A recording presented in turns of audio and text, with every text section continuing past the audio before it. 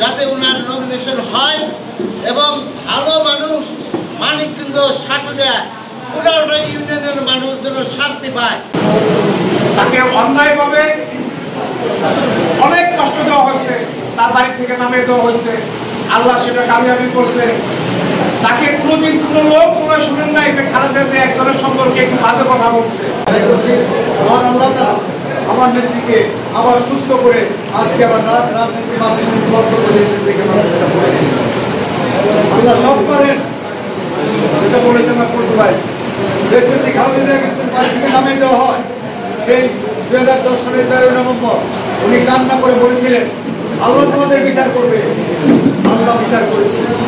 আমাদের নেত্রী দেশনেত্রী খালেদা জিয়ার সমস্ত অসুস্থতা আল্লাহ তোমার নেক হায়াত দিয়ে, তোমার কুদরতি হাত দিয়ে তাকে তার সমস্ত অসুস্থতা দূর করে সম্পূর্ণ সুস্থ করে দাও আল্লাহ।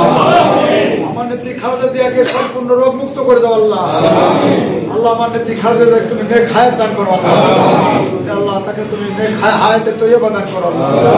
আমার নেত্রী দেশনেত্রী খালেদা জিয়া আবশ্যিক নেত্রী, বাংলাদেশের মানুষকে ভালোবাসে, আর তার জন্য সে অত্যাচারের সাথে অন্যায়ের সাথে আপোষ করেননি। তার জন্য তাকে মিথ্যা মামলায় কারাবরণ করতে অনেক কষ্ট করেছেন আল্লাহ।